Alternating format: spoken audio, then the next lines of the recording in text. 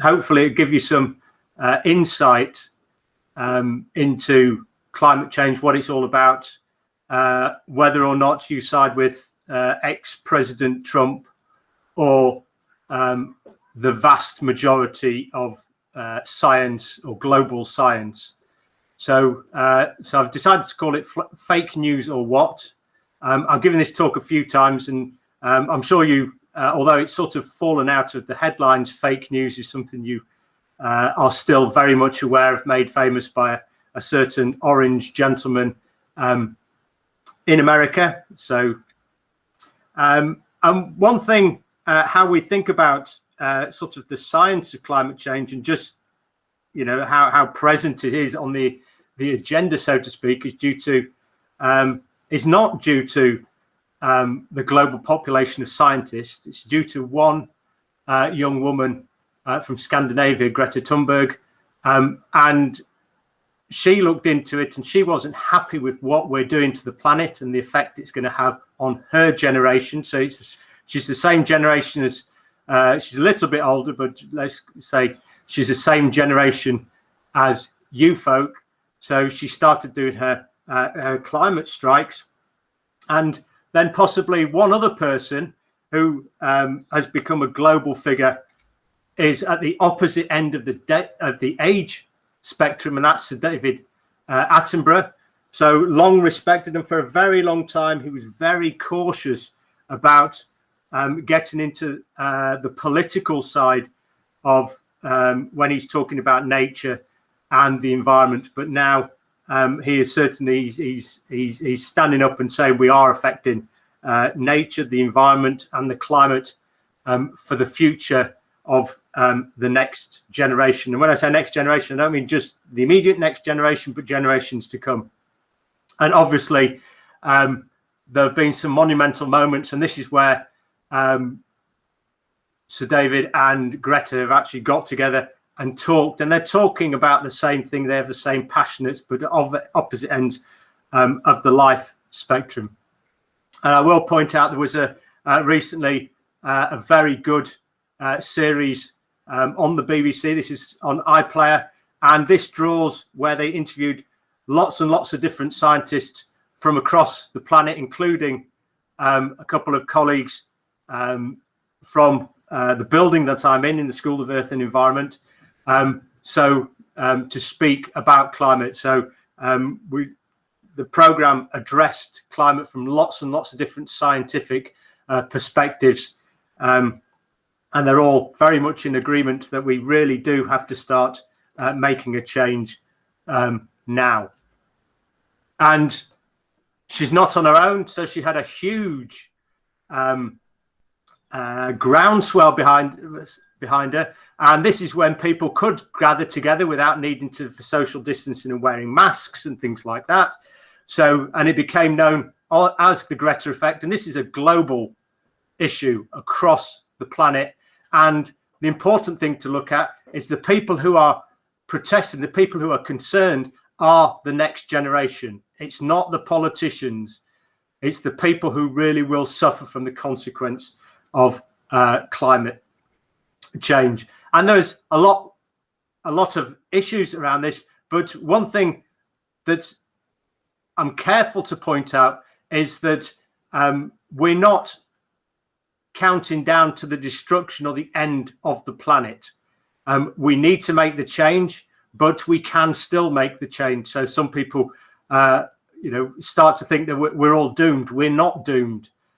We do have a chance to make a change, but we have the time left to make that change is running out. We do have to be aware of that, but so the sooner we do it, the less damaging it will be, and the less we will feel it as well.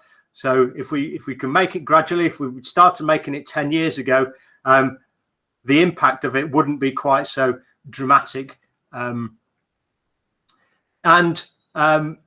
So there are every couple of years there is a meeting called the COP meeting, and this stands for the Conference of the Parties.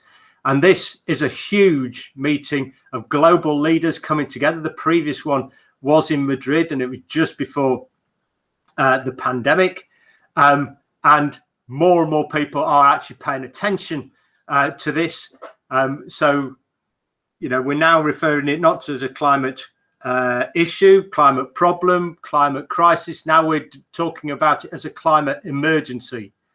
So, and some areas of the world are undergoing or suffering from climate disasters or climate related disasters. And a lot of the issues around climate are all interlocked. So it's about how we build things, how we always buying new items. Do we need to? There's new laws coming into legislation to make sure that domestic items that you buy last for longer. So you know, you could think that people design items to only have a shelf life or operating life of a couple of years because they want you to buy more. But obviously that is unsustainable because it continues using the Earth's resources and producing carbon dioxide and other greenhouse gases into the atmosphere. And that was COP25. COP26 was postponed because of this little beastie. I'm sure everybody knows this picture. 2 years ago, nobody would have heard, or very few people would have known exactly what this was. But this is a computer simulation of the coronavirus. So, and just to point out that although the coronavirus is an absolutely horrific global issue, and many thousands, hundreds of thousands of people across the planet have died and will continue to lose their life from coronavirus. We do have vaccinations coming online.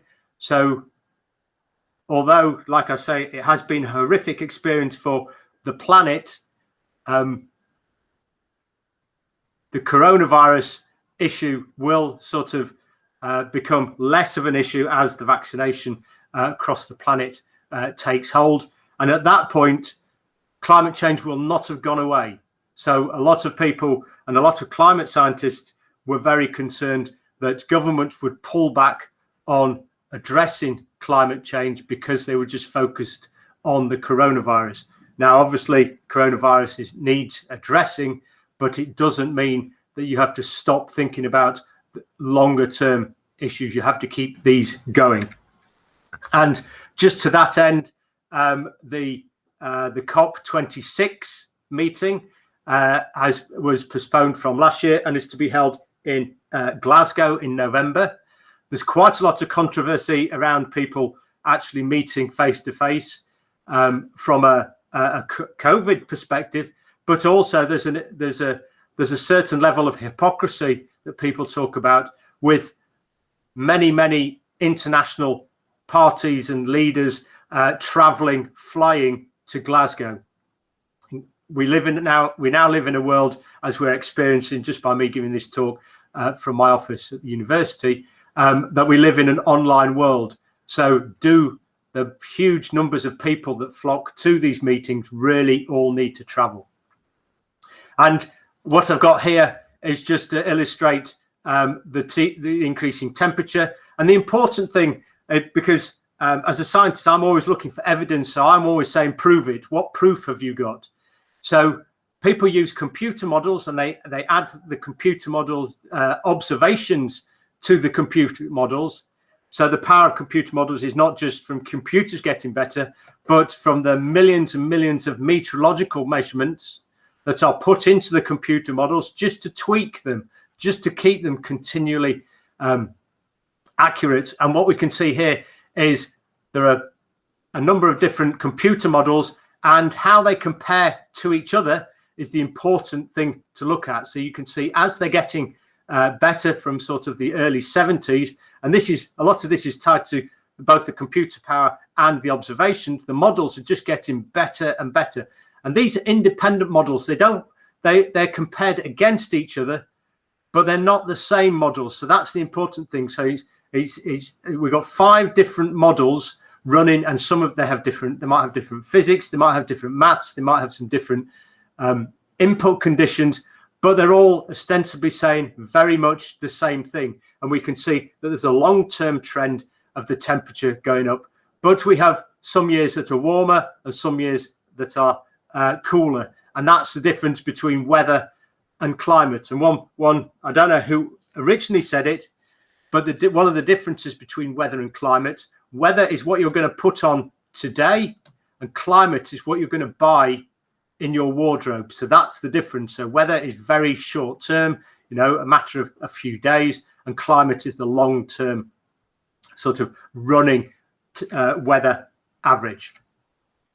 So, and I'm sure we have lots of different ways of visualizing this. So this is just a graph, and you'll be, I'm sure, used to seeing graphs, but visualization is a very key thing. So a colleague of mine who works at the University of Reading down in the down towards London, Ed Hawkins, came up with this concept of, instead of drawing a graph, he would change the temperature to a color.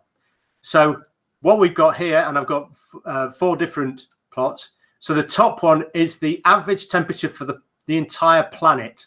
So, and you can see, so it starts at 1850, and it goes to, in this instance, it goes to 2018. And then moving down, we can just see just for the UK. And you can see the UK because the top line averaged out across the entire planet. But in the UK, you can see there were some particularly hot years occasionally, but overall, we've gone from cool to increasingly warm temperatures. And then another place that people consider to be like the barometer of the planet are the poles. So Greenland in particular I've got here, and you can see that Greenland's been warming up for quite a long time, although the hottest years have been the most recent ones, but it has been warming up for quite a long time. And then just going to, I've just picked somewhere that's particularly warm here. And again, so Algeria in Northern Africa, again, it's showing exactly the same trend. So it doesn't matter where you go on the planet, all of these different locations, countries. And if you go to climate stripes, you can actually, there's a lot of playing around you can do with this website. You can look at a lot of different countries that, you may have relatives there. You may have family there. You may go there on holiday, but you can see how the temperature has changed at all these different locations. And what I've actually done here, so this is a composite. So this is all the different countries across the entire planet, and you can see that without a shadow of a doubt, that everywhere is increasing. There is no country where the temperature has not increased in the last 150 years. So, and tied to that, we think about global temperature, but the other thing that come onto people's radars, if you like, is sea level. So sea level change. And what I've got here is I've got the global sea level. Again, this is just a color chart. It made sense to make it blue. And you can see that sea level has increased in the same manner as global temperature. Now, a lot of people think that sea level change is simply due to melting ice caps, but around 40% of global sea level change is due to simply water getting warmer and expanding. So as you warm up water, it expands. Not a huge amount, but a couple of percentage, and that will have an effect on the actual sea level, because if it expands, it just means the top layer of the sea level, or the sea, the lid, so to speak, will just go up as the sea underneath expands ever so slightly. And the rest of it has been due to melting ice caps, ice sheets and glaciers in Greenland, in the North Pole or the northerly regions, and also Antarctica. And not forgetting the mid-latitude glaciers. So in the Alps, you've got in South America, obviously the Himalaya. There are many glaciers not associated, or ice sheets not associated with the North or South Pole. So then I'm going to just move on to, because returning to this idea of fake news. So if you go and talk to people in the street, you're eventually going to find people who believe in these global conspiracies. So there are a small but passionate group of people, generally, I will say in America, who don't believe that there was a moon landing. There's another group of people, quite often they're the same, a lot of the same people have the same beliefs, that the earth is not round, it's not a sphere, that it's flat earth, so flat earthers. There are people who believe that contrails that come out of the back of aircraft are actually chemicals being sprayed by government agencies, sort of mind control. And then we have the group anti-vaxxers. So these are people who, once again, think that vaccinations are not a good thing. They think it's some sort of government control, trying to stop people from being, being protected against illnesses. And one of the most common one is the mumps, measles, and rubella vaccination. That a surprisingly large number of people refuse to give to their children, despite the risks from those three illnesses. And then when I first started doing this talk, I didn't include these next two for obvious reasons. But there are a large portion of people who don't believe in COVID, or they think it's some sort of government plot, or they think it came out of a Chinese laboratory.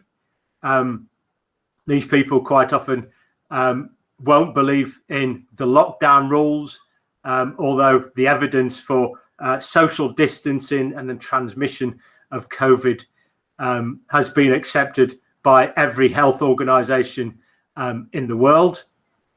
And there's also recently been suggestions about radiation dangers from 5G masts, even though they're working in exactly the same way as your transistor radio does, or your Wi-Fi in your house. And I'm sure that everybody who objects to 5G, they'll still use Wi-Fi and Bluetooth on their phone. They're both parts of the electromagnetic radiation spectrum. And there are even people that tie those together and suggest that COVID came from 5G radiation mutations to the human genome. And at the bottom, most relevant here today is climate change. So a lot of people think climate change was invented possibly by the climate science communities as a way of maintaining a career, a job. So, but if you look into the people who are who don't like the idea of climate change as being driven by anthropogenic emissions, they quite often are associated with industry, particularly the fossil fuel industry. So a lot of the large climate change denial organizations in America are funded by the petrochemical industry. So if that doesn't make anybody suspicious, I don't know what is. So just as an example, I'm going to start off with some a hidden threat, and this is something that you may not have heard of. So I originally did a chemistry degree, so I'm going to talk about a chemical, and it's called dihydrogen monoxide. You may or may not have heard of it. So and these are genuine things taken from the internet, trying to persuade people about dihydrogen monoxide. So just a couple of examples. So water bottles stored in a shelf in a supermarket for more than 1 month may have made to be found to contain very high levels of dihydrogen monoxide. Homeopathic remedies rely greatly on the use of dihydrogen monoxide. Watermelons have been found to contain nearly 95% dihydrogen monoxide. And this is quite often associated with farmers spraying it onto their crops. So I'm just wondering if anybody has started to think about the dangers of dihydrogen monoxide. And then finally, this is a bottle of dihydrogen monoxide, and it says, warning, may cause diaphoresis, micturition, and acute tissue hydration. Now, at this point, I'd ask if anybody knows what dihydrogen monoxide. I don't know if anybody wants to shout out. Does Joe know? Yeah, it's water. Yes. So dihydrogen monoxide is H2O. It is the chemical formula for water. So you could also say that dihydrogen monoxide is an asphyxiant in high concentration, which sounds a very technical term, and that actually means drowning. So depending on how you talk about these things, it's very easy to terrify people, and that's quite a lot of what fake news or addressing fake news, because they just use a key fact and they go in as an angle on it, but not thinking about the bigger picture. So just returning to this, so a lot of so where does this energy to warm up the atmosphere come from? And you may have seen something like this in a science lesson. So the energy, it all comes from the sun basically. And what happens is we've got incoming solar radiation, and basically it bounces, it warms the surface, and then it's emitted from the surface. So on a nice warm summer's day, if you put your hand over a dark surface, you can actually feel warm air rising from that. And you'll see over the weekend where if you had any showers, that might have been by the sun warming up the wet surface of the ground and water evaporating from that. And that's why we get lots of clouds on a nice sunny day after there's been some rain. So we get this. But the important thing of what's happening here is that we've got greenhouse gases that we're emitting into the atmosphere, forming a blanket to prevent the heat getting out at night. So in the same way that the cold nights we had last week were generally associated with a clear sky. So greenhouse gases, but also clouds do exactly the same thing. So cloud will insulate the planet's surface and stop the heat from getting out. So just to return to this particular individual. So an example of something that he said that is very difficult to contest, because some of it is indeed true. So he retweeted a statement from Patrick Moore, who purports to be the co-founder of Greenpeace, but not even that is true. So he said the whole climate crisis is not only fake news, it's fake science. So there is no climate crisis, there's weather and climate all around the world. And in fact, carbon dioxide is the main building block of all life.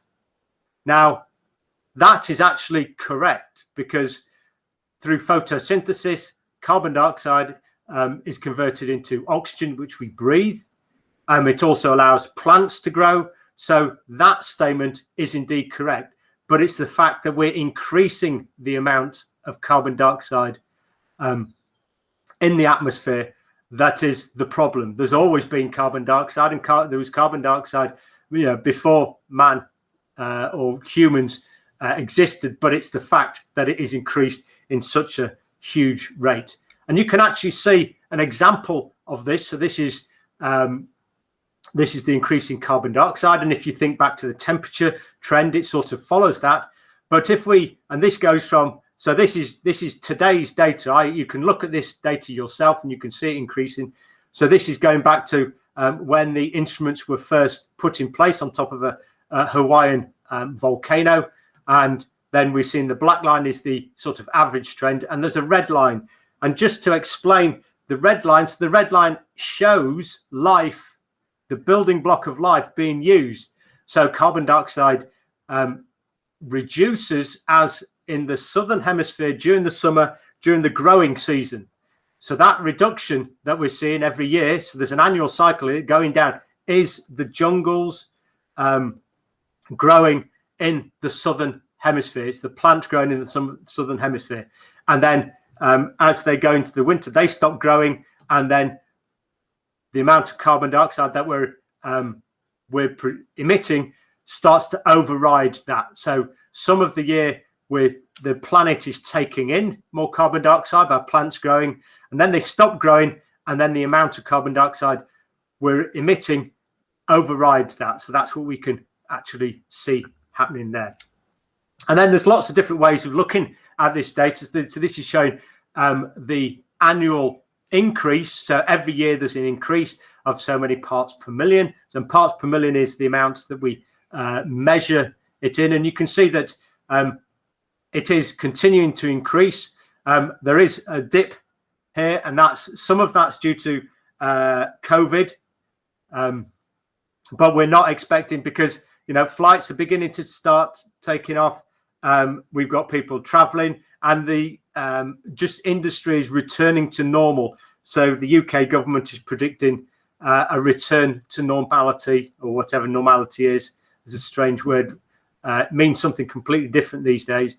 But the government is expecting an economic boom, literally. And an economic boom means we're buying more things, we're building more things. So that just means more carbon dioxide. And I'm just including this because a couple of years ago, I actually went to this volcano. So, and this is quite an amazing place. So this is nearly 3,500 meters above sea level in the middle of the Pacific. And the reason it's there is because it's over 1,000 miles from any major industrial sources of carbon dioxide. So this is trying to measure what we call the background concentration of carbon dioxide. And as I said, the amount of carbon dioxide has increased very quickly over recent years, certainly since the pre-industrial time, but certainly in the last 50 years, it's really kicked up as the Industrial Revolution has swept across the planet. So it started in the UK a couple of 100 years ago, but everybody else is now catching up.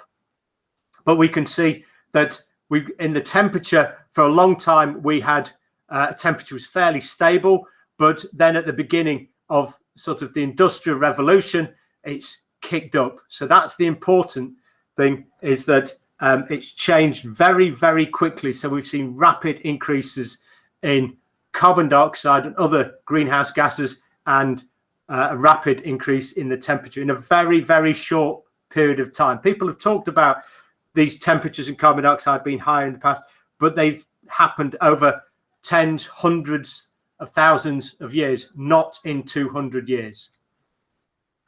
And so this is a very important figure. It's very congested, or there's a lot of information here. The important thing is to look at this red line here, and anything that's got a bar that's going to the right of this red line is warming the climate. And you can see that there are lots and lots of different things. The carbon dioxide, that's the famous climate gas, but there are lots of other things. Methane was in the news only last week. Has been a very important climate gas. The CFCs, famous for the ozone hole, they're also very potent climate gases. Nitrous oxide is associated with agriculture, but you can see that an awful lot of these are associated with warming. The main ones that aren't are the aerosols, but I'll come on to those very shortly. But so this is what we have from the science and our models, but it's very difficult to actually do global experiments until you get a volcano that goes bang. So this is Mount Pinatubo in 1991, and there was a huge eruption, and this allowed us, because it put so much aerosol into the atmosphere, it allowed us to test our understanding of how aerosols affect the climate, and do they cool it?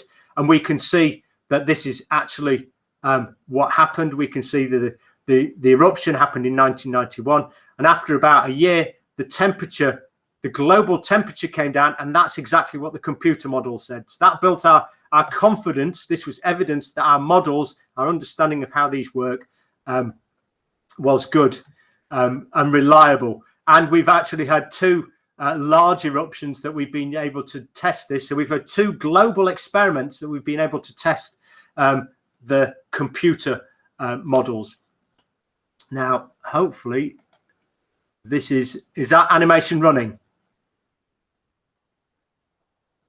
Joe? Yes, it is. So what's happened here is that there's been a study of a number of different contributing factors. So there's a variety of different things that will change the temperature of the planet. People talk about the Earth wobbling on its axis. We can see there. The first one that came out was the observed. So that's the temperature that we're measuring. There are solar-driven changes, but hopefully you can see that actually looking at the data, they haven't made much difference at all. And we're starting from 1880. We've got volcanic, and then we can see some of the dips. You can see the two dips that I've just talked about, El Chichon and Pinatubo. So that factor we can see happening here. And then we're going to combine these. So these are the ones that are sort of responsible for cooling the planet. So we're adding together these factors. So these are, we talk about them being the natural factors because they're the ones that we have no control over. We have no control over volcanoes. We have no control over how the Earth sits on its axis or the sun. So now we're looking at the anthropogenic changes. So the first one is land use. So land use is cutting down forests and changing the color of the surface. Then we've got ozone. So ozone is produced by pollution reacting together in the atmosphere. We've got aerosols, and the aerosols, as we've just seen from volcanoes, they cool the planet. But those aerosols that we see there, they're the aerosols from manufacturing. So they're the aerosols that come out of the back of cars, from power generation, and all sorts of industrial processes like that. And then we've got the greenhouse gases. So that's carbon dioxide, methane, the ones I mentioned before. So now we're going to combine all of those factors together. And these are the anthropogenic factors. You can see them. So there's quite a variety of those, some heating and some cooling. So now we're going to actually add together all of those human factors. And we're going to see, and hopefully you can see that combining those all together has actually allowed us to match the temperature increase very, very well indeed. And we can see some of the dips in that. So, but that's a very nice analysis where someone's pulled apart the data and then looked at it one item at a time and then regrouped them back together. So now I'm just going to move on briefly to something that's a bit closer to my heart is albedo. Now, albedo is a word that a lot of people don't know, but it simply means color. So it comes from, like a lot of science words, from Latin, and it's quite an easy word to think about because it's either if it's black, it absorbs all light, so there's no light reflected, or if it's 1, so it goes from 0 to 1, and if it's so if we're getting 100% reflection, it's an albedo of 1. And we've got a couple of examples, and the important thing from a climate perspective is this is how we're thinking about how the sun interacts, or the sun's rays interact with the surface. So we've got tarmac, grass, and white paint, just as an example there. And there's lots of different ways of thinking about this. We're even including, in the pink box, we've got clouds, we've got snow, we've got sand, we've got soil, water, forest, meadows, things like that. So so there's quite a wide variety. So here are all the jigsaw pieces, if you like, of the Earth's surface.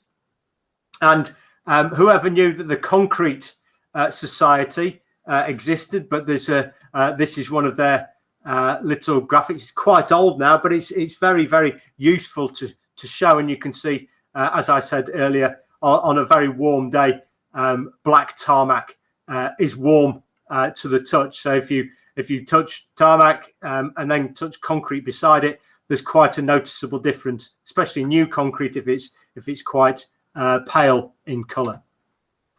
So people have talked about using albedo to affect a change on the planet. The problem is that if you think about the planet's surface, 70% of it is water as it is. So we're not going to change. We're going to have to make a huge change to the albedo in the Earth's surface, the land surface, to make that change. But it does start people thinking about it. And there are engineering solutions that people are thinking about large swathes of crops and engineering crops to be lighter in color. And as I said, albedo's something quite close to my heart, because this, believe it or not, is the surface of the Greenland ice sheet. So you can see that people think about an ice sheet being pristine white, but you can see that it's far from that. And this is basically pollution being blown on the wind and landing on the surface. And the project that I'm involved in is looking at this, and down this the side of the Greenland ice sheet, you can see that there's been a noticeable change in the albedo. So this has got darker, and obviously if it's got darker, the melt rate is increasing. So we have to think, so the pollution traveling all the way thousands of miles to Greenland, landing on the surface, is actually increasing the melt rate of the Greenland ice sheet. And just to prove it, so this is our camp from a couple of years ago. So you can see we have a lab tent, and this is our like our dining room, and these are our individual tents. And you can see the discoloration of the ice sheet at the location we were, and you can see water melting going down. So this is a river. These are rivers that form actually on the ice sheet.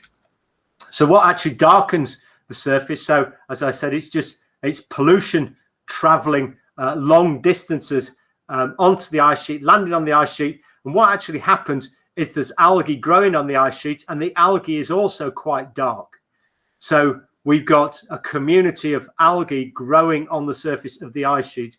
And our project is looking to see how we can understand that. So we can, because the algae is not included in current climate models, and the growth rates of those depend on the prevailing weather conditions in the lead up to when the sun rises in Greenland, because it's dark over the winter. So we're trying to understand the biology of that process. So just wrapping up, just to think about, we're not just talking about the poles, because there is a region that is now gets commonly referred to as the third pole, and this is the Himalaya. Now in Greenland, melting ice sheets are going to impact sea level, but they don't really impact much else. But the melting of the Himalaya and the associated weather patterns and irrigation affects over 1 billion people. So the melting of the Himalaya has a direct human consequence. So whereas Greenland is like it's an experiment allowing us to understand the models, there is a direct human impact of increasing melt rates of the Himalaya. So we've seen that we've got a concept of what's called global warming. So global warming is what people now tend to think about climate change. So carbon dioxide, methane, things like that, warming up the atmosphere. There was also, we talked about volcanoes cooling the atmosphere.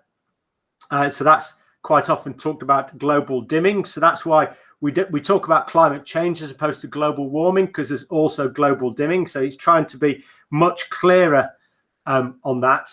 And then finally, just to pick up on I mentioned about aerosols. So aerosols in that, if you remember that bar chart, when you talk about aerosols, you might be talking about spray cans, be it deodorant, air freshener, spray paint, things like that.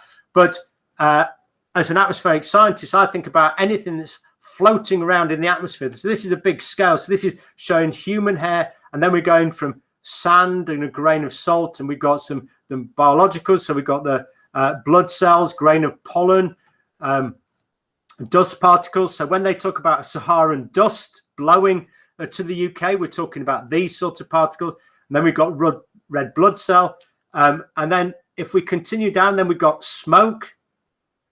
So smoke tends to be smaller, so it travels a long way, like I already said about traveling to Greenland.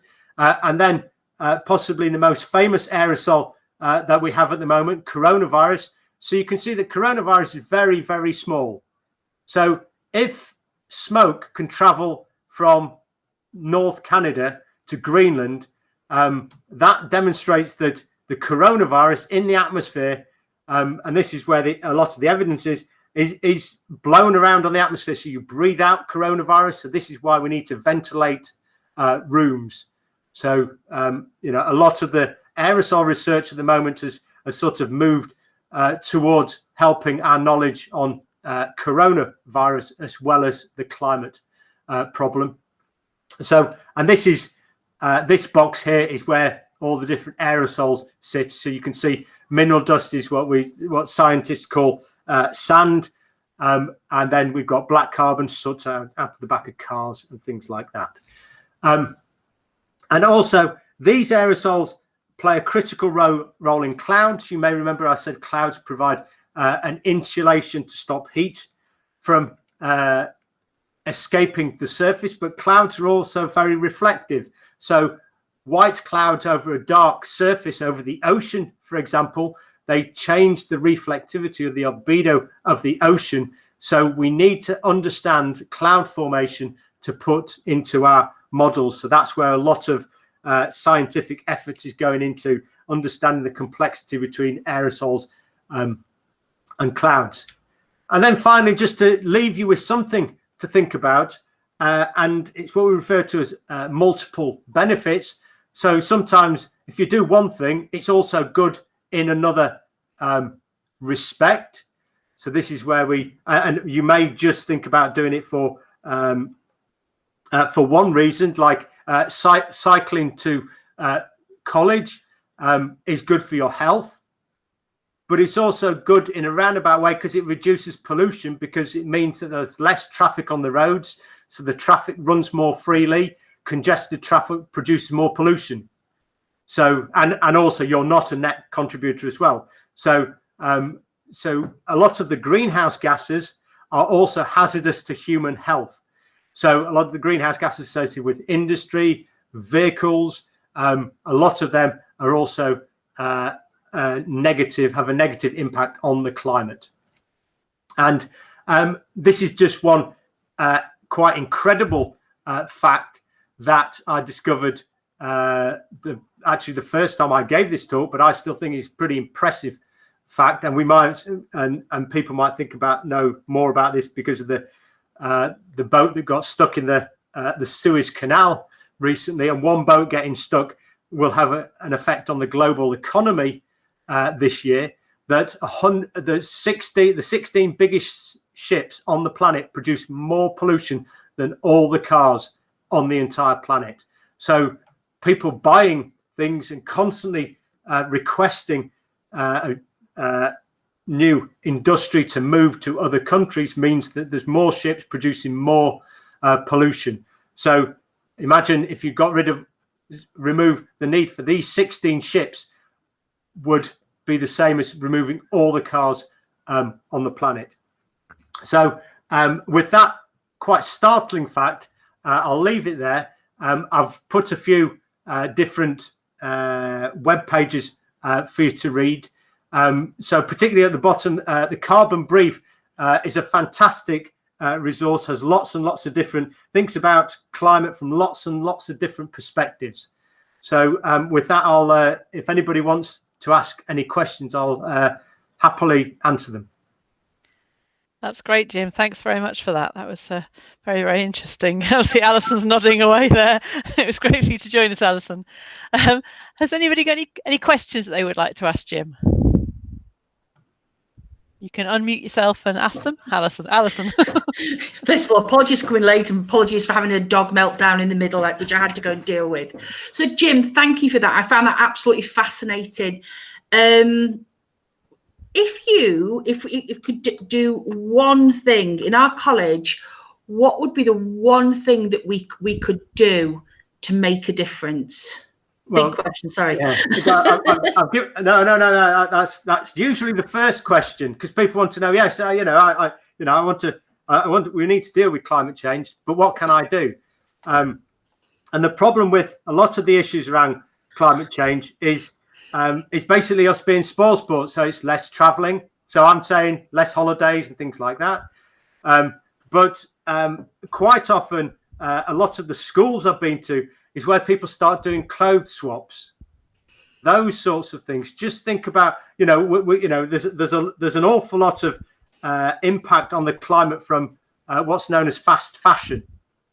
And we live in Yorkshire, so it's about not wasting things.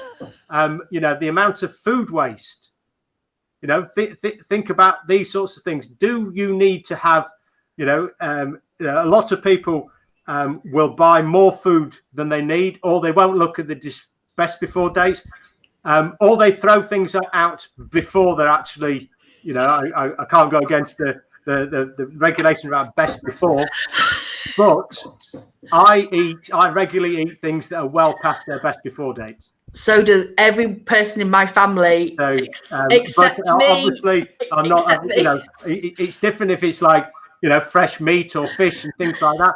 But pasta with a best before date, dried pasta or dried rice with a best before date, it's quite ridiculous if you ask me. So quite often it comes back to the Yorkshire way of life. Don't waste stuff.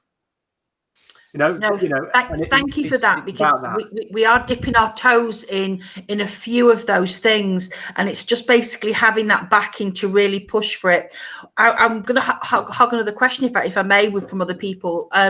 One of the things I'm doing at the moment is the food and the catering team have come under Student Life now. It's a big move, and it's happened because we want to make a change. In exactly what you're saying about sort of being effective with it.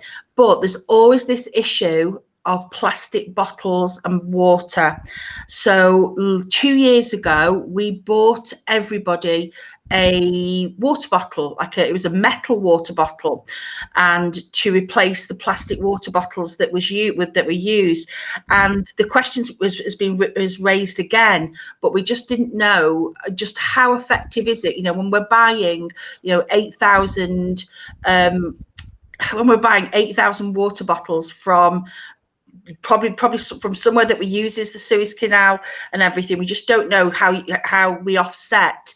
Is it a good swap? I mean that's a great, because people think about water and in our school people say, oh, we need a water cooler, and they wanted someone bringing water onto campus, and we replaced them just with a water chiller connected to the mains. Yeah. So, so providing people with bottles, so they can refill them. You've got to provide people with the, nice cold water, because people drink it. It's Leeds water. It's Yorkshire water used to make Yorkshire tea. There's no more famous water on the planet. Okay. So, but providing that, but it also sends the message to people. It stops people from constantly thinking about buying things. It's the subconscious element of that. I mean, there's also plastic bags. The single-use plastic bags are going to go up to 10p. It's all these little sort of chipping away at it, and yes, it can be a problem where you're thinking about the holistic side of it. So where's this aluminium come from? Where how's it being transported? I mean, to be honest, I just reuse plastic bottles. just an empty Coke bottle or something like that. Sometimes you do end up with a plastic bottle. So just reuse them. Just to reuse. Keeping that simple. That also, there's another element for that. So that's lovely. Thank you, Jim. Thank you very much for the feedback on that. Thank you. Did anybody know the fact that the 16 most biggest ships on the planet produce more pollution than all the cars? That is. No, I found that really shocking. Yeah, I'm going to be telling everybody that. That is my fact of the year. It is mind blowing, especially when you think about how much we import from China. Yeah, that's the. Oh, so Vilma's just asked a question. It says it's important the individual responsibility, but how about industrial responsibility? So obviously responsibility for industry from industrialists, and yes, how can we affect that? Yeah, I mean, we've got to persuade the politicians who will ultimately tell industry to do this. And I mean, being cynical, the only thing that really affects industry is the bottom line, money. And if people stop buying or getting their goods from those industries, they will start to change.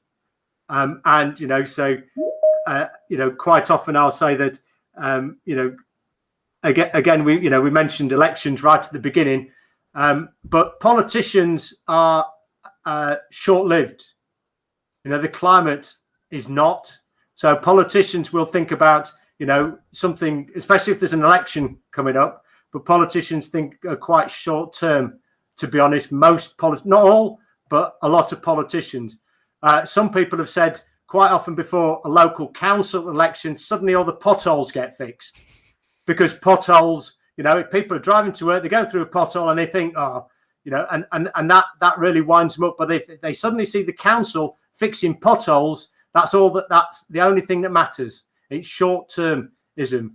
So, but it does need a groundswell. So it's as people start to turn away from industry and also politicians, that's how you make people listen, I'm afraid. I think. I'm not trying to be too negative on politicians, but it is a battle, and industry, they've got a place to play, but they have shareholders. So and I'm afraid that a shareholder's voice wins out more than mine does. Thanks for that, Jim. It is a difficult one to answer, I think, and we can hope for the future, can't we, with the Greta Effect, that there are more of us who join together and take individual responsibility, that in effect will start to ring further out. I think that's where you've got to start as an individual, isn't it? Individual responsibility. Yeah. So anybody else got any questions? Because we are drawing to the end now. So I'm going to thank Jim for a really interesting talk. Some very, very interesting graphics as well, that sort of really showed us that it isn't fake news, it's really happening, and that we need to take note of that. So thanks very much, Jim. Okay. And it was very nice to see you. Right, okay. Right. And Thank you. And I say the Carbon Brief website is a very good resource. It's really, really good. Yep, we'll share that on the website and make sure that everyone has access to that.